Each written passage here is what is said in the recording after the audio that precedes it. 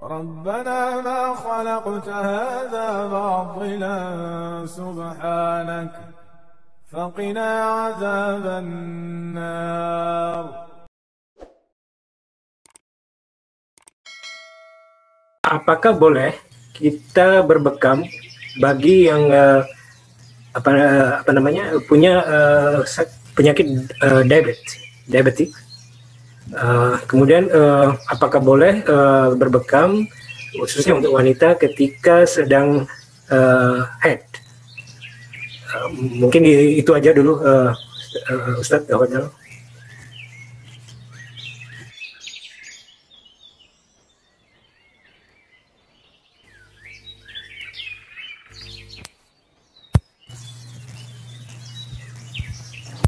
Silakan Ustaz. Baik. Untuk diabetes, tidak ada apa-apa, silakan aja berbekam karena bekam tidak akan menimbulkan. Karena kan orang di diabetes biasanya dikhawatirkan adalah perlukaan yang akhirnya menimbulkan luka segala macam. Titik-titik bekam itu umumnya terletak pada area-area di atas ya, di daerah punggung ya. Jadi insya Allah pada yang diabetes ya insya Allah nggak apa-apa. Karena perlukaannya pun kecil sekali dan proses perlukaan di sana pun tidak akan sampai menimbulkan luka baru yang besar seperti halnya luka-luka pada diabetes. Kemudian pada wanita yang sedang menstruasi ya, apakah dibolehkan berbekam? Larangan mutlaknya tidak ada. Cuman saya pribadi memang kalau memang dibutuhkan silakan berbekam. Tapi memang kondisi fisiologis dan psikologis wanita yang sedang mens itu kan up down banget gitu kan. Jadi memang saya pribadi agak kurang menyarankan dalam kondisi mens itu dibekam. Biarkan proses menstruasinya itu berjalan dengan baik ya, dengan cara dia mengkonsumsi air yang cukup, mungkin mengkonsumsi sayuran, buah segala macam seperti itu sehingga nanti moodnya tetap dalam kondisi yang stabil. Tapi lagi-lagi tidak ada larangan untuk berbekam. Kalau memang mau berbekam saat menstruasi silakan aja. Seperti itu, wallahu a'lam. Baik, jazakallahu Ustaz. Ada beberapa pertanyaan lagi. Tadi kita sudah menyimak semuanya tentunya memberikan kebaikan buat kesehatan kita tentang autoimun. Tapi ada pertanyaan, apakah ada kontraindikasi dari pelaksanaan bekam ini sendiri, Ustaz? Iya. Baik, bismillah. Ini pertanyaan bagus ya. Jadi dalam buku SOP yang kita buat di PB itu sudah ada sebenarnya kita jelaskan tentang ini. Ada beberapa yang kita sebut sebagai kontraindikasi mutlak dan kontraindikasi yang relatif. Ya, kontraindikasi mutlak itu biasanya orang-orang dengan anemia berat. Anemia berat biasanya kita tidak sarankan untuk berbekam. Orang-orang dengan kondisi kejang ya. Kejang yaitu kita tidak sarankan ya. Kemudian dengan kondisi vitalitas tubuh yang memang sangat-sangat turun atau ngedrop, biasanya kita tidak sarankan untuk berbekam, termasuk penyakit-penyakit yang berpotensi. Jadi ada beberapa, misalkan HIV itu boleh dibekam nggak? Orang-orang HIV sebenarnya boleh, ya. Cuman memang pelaksanaannya itu harus sangat-sangat ketat. Kenapa? Karena memang ini hubungan kita sama darah, artinya jangan sampai terjadi perlukaan, kemudian darahnya itu nanti kena ke orang yang membekam. Itu biasanya kita menyarankan untuk sangat-sangat protektif ya, terutama orang-orang yang kena HIV, seperti itu. Jadi itu beberapa ya. Kemudian ibu hamil itu tidak termasuk kontraindikasi mutlak, tapi relatif ya. Meskipun ya beberapa itu ada yang memutlakkan. Kenapa? Karena memang kita nggak tahu di titik jalur mana nanti tiba-tiba bisa merangsang kontraksi. Tapi kalau hamil-hamil yang sudah sifatnya hamil-hamil besar ya, di atas 6 bulan gitu, itu biasanya saya pribadi waktu istri saya hamil saya bekam gitu kan. Jadi waktu beliau hamil dulu ada pusing atau pegel-pegel ya saya bekam aja beliau di punggungnya ya, seperti itu. Kemudian tempat-tempat yang ada lesi ya, luka biasanya seperti mungkin panu atau luka seperti koreng gitu, itu tidak dianjurkan berbekam di situ ya. Kemudian tumor ya, di lokasi-lokasi tumor itu kita tidak bolehkan untuk dibekam di lokasi tumornya ya, seperti itu. Dan kemudian orang-orang dengan tekanan darah rendah ya, hipotensi itu biasa kita tidak sarankan berbekam ya. Jadi bekam memang bagus ya, tapi ada penyakit-penyakit ya, beberapa yang saya sebutkan tadi itu memang tidak sarankan berbekam. Kita sarankan untuk diperbaiki luka keadaannya sehingga nanti kondisi sudah bagus maka barulah dilakukan pembekaman. Begitu mungkin kurang lebihnya. Jazakallahu khairan Ustaz. Ya tadi ada disebutkan untuk pelaksanaan bekam ini kan ada sesuai dengan syariatnya juga, yaitu setelah Yaumul Bait ya, tanggal 17, 18, 19. Nah, ada pertanyaan Ustadz, selain dari 3 hari yang dianjurkan gitu, apakah ada yang direkomendasikan maksimum berapa kali kita lakukan bekam ini? Apakah ada rule atau aturannya sehingga tidak menimbulkan indikasi? Ya baik, jadi kalau bicara tentang standar ideal berbekam itu memang biasanya kami atau saya pribadi menyarankan sekali sebulan udah cukup, standar ideal ya. Artinya sesuai dengan anjuran Nabi, tapi memang Nabi tidak menjelaskan secara spesifik berbekamlah setiap 1 bulan sekali, enggak. Cuma Nabi mengatakan bahwa menyebutkan bahwa berbekam pada tanggal 17 atau 19 atau 21 itu menyembuhkan penyakit. Bunyinya kayak begitu aja. Ya. Namun, apakah di luar waktu itu atau mungkin kita boleh menambahkan jadwal berbekamnya? Kalau memang ada penyakit-penyakit tertentu yang memang membutuhkan, misalkan orang-orang yang stroke gitu kan, itu biasanya terapisnya atau pembekamnya itu biasa bisa membekam sampai per 3 hari ada, tapi tidak pada titik yang sama. Ya, tidak pada titik yang sama. Ya, tapi ini mungkin perlu kejelian ya, perlu kejelian yang terapisnya atau ya pembekamnya itu untuk melihat kondisi pasiennya. Ya, seperti itu. Ada juga yang sampai 2 minggu atau 10 hari sekali itu ada. Ya, seperti itu. Tapi sampai tiap hari ada nggak?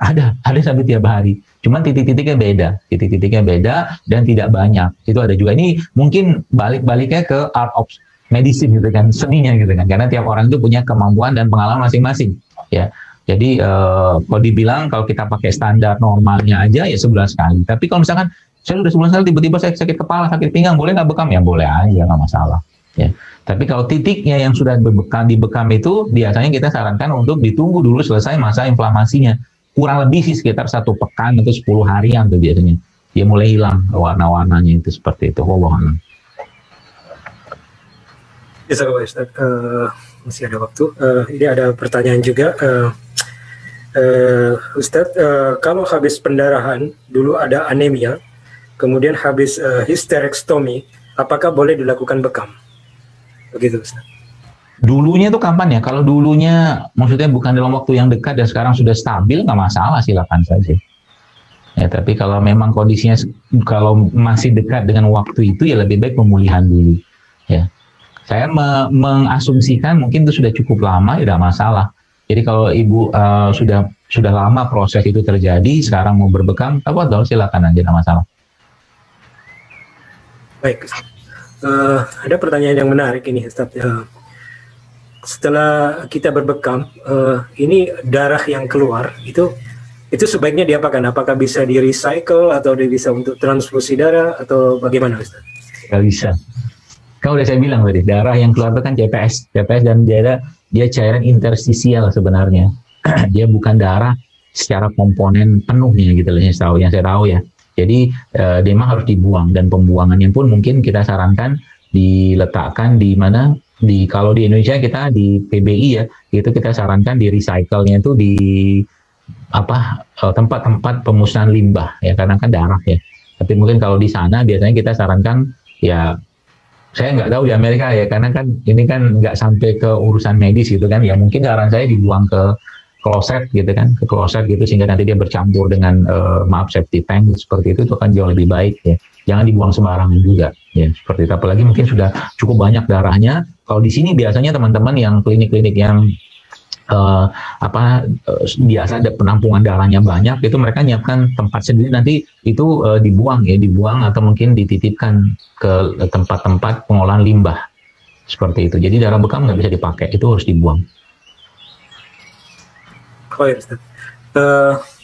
Ini masih banyak pertanyaan, tapi mungkin pertanyaan yang terakhir, Ustadz tanya, apakah berbahaya kalau kita bekam sendiri tetapi titik-titiknya tidak tepat karena kita bukan dilakukan oleh seorang yang profesional? Iya, nggak apa-apa. Sebenarnya bekam itu kalau ya maksudnya kita bekam sendiri berarti kan bekamnya bukan di belakang ya. Karena titik bekam Nabi itu kebanyakan di belakang. Jadi kalau bekam sendiri berarti bekamnya di depan aja. Karena kan Kalau bekam sunnah ya, bekamnya Nabi itu kan dikeluarkan darahnya. Jadi mungkin daerah depan. Jadi misalkan paha lagi pegel gitu kan, kaki lagi sakit, kita bekam di daerah paha, betis atau itu sebenarnya nggak masalah. Cuma memang salah satu yang kita tidak sarankan adalah berbekam di daerah-daerah yang ada kelenjar limfe di sana. Ya kayak di sini nih, di sini nggak boleh nih, leher. Kemudian di bagian belakang telinga, di daerah lipatan, aksiler gitu kan, biasa ada cairan limfe atau kelenjar limfe kita disarankan. Kemudian di daerah-daerah yang sifatnya tadi ya lipatan ya, misalkan ini lipatan nih kan, sini nggak boleh biasanya, kita tidak sarankan. Ya, jadi kalau bekam sendiri dan salah atau keliru, efeknya gimana? Insya Allah sih tidak terlalu horor lah ya, nggak masalah. Tapi saran saya memang lebih baik ya fasalu al-hazikrin kuntum la ta'lamun kan gitu kan, bertanya pada ahli ilmu kalau kita nggak tahu ya. Saya dulu pernah diundang apa tuh namanya ya, diundang di Kedubes RI di Qatar saat itu. Jadi waktu itu kesempatannya berziarah lah dengan saudara-saudara di Qatar itu, akhirnya saya buat pelatihan bekam mini di rumah gitu. Jadi ngajarin bapak ibunya untuk berbekam ya, nanti tiap bulannya nanti suami bisa bekam istri, istri bisa bekam suami. Mudah-mudahan nanti Allah mudahkan ya bapak ibu sekalian, teman-teman di sana nanti bisa belajar berbekam sehingga nanti pada waktu-waktu sunnahnya atau waktu-waktu yang ada hadisnya itu kita bisa berbekam. Saya kira mungkin begitu. Baik Ustadz, sebenarnya seperti yang antum bilang 30 menit ini nggak cukup untuk bahas semua bekam ini. Mungkin kalau kita tanya kita sendiri, sebagian besar dari kita mungkin pengen lebih tahu lebih detail tentang prakteknya kali ya. Mungkin itu yang Mas Arif tadi juga sampaikan, barangkali mungkin ada lain waktu ada kesempatan untuk pelatihan secara baik mungkin onsite ataupun online yang memungkinkan, sehingga bagi kita yang di sini juga tidak ketinggalan untuk bisa mempraktekkannya tentang baik Ustadz, kami mohon juga bisa sekiranya ditutup dengan doa. Barangkali Dr. Saidul Akbar bisa memimpin doa kita. Mudah-mudahan kita semua yang hadir dalam kajian ini mendapatkan keberkahan ilmu yang telah di-share atau dibagikan kepada kita semua. InsyaAllah. Ya. Baik, a'udzubillahi minasyaitonir rajim. Bismillahirrahmanirrahim. Alhamdulillahirabbil alamin. Hamdan hamidin, hamdan syakirin, hamdan na'imin. Hamdan yuwafini wa yukafi mazida. Ya Rabbana lakal hamdu kama yanbaghi li jalali wajhikal karim wa azimi sultanik. Allahumma shalli ala Muhammad wa ala ali Muhammad. Allahumma fir lil muslimina wal muslimat wal mu'minina wal mu'minat al ahya'i minhum wal amwat innaka sami'un qaribun mujibud da'wat wa ya qadiyal hajat. Rabbi fir lana wal ikhwani alladziina sabaquna bil iman wa la taj'al fi qulubina ghillan lil ladziina amanu rabbana innaka ra'ufur rahim. Allahumma a'izzal Islam wal muslimin. Allahumma a'izzal Islam wal muslimin. Allahumma a'izzal Islam wal muslimin. Allahumma rabbana atina fid dunya hasanah wa fil akhirati hasanah wa qina azabannar. Allahumma rabbana atina min ladunka rahmatan wa hayyi lana min amrina rasyada. Allahumma rabbana la tuzigh qulubana ba'da idh hadaitana wa hab lana min ladunka rahmah innaka antal wahhab. Allahumma arinal haqqa haqqan warzuqna ittiba'ahu wa arinal batila batila warzuqna ijtinabah. Rabbana 'alaika tawakkalna wa 'alaika anabna wa 'alaika nusur. Allahumma ya muqallibal qulubana tsabbit qulubana 'ala ta'atik. Allahumma ya musarrifal qulubana sarrif qulubana 'ala dinik. Allahumma la tada' lana zamban illa ghafarta wa la 'aiban illa satarta wa la hamman illa farajta wa la dainan illa qadaita wa la hajata min hawaijina wal akhirah illa qadaita ya arhamar rahimin. Rabbana taqabbal minna innaka antas samiul alim wa tub alaina innaka antas tawwabur rahim. Rabbana atina fid dunya hasanah wa fil akhirati hasanah wa qina azabannar. Wa sallallahu ala Muhammadin wa ala alihi wa sahbihi wa sallam. Alhamdulillahi rabbil alamin. La in syakartum la azidannakum wa la in kafartum inna 'adzabi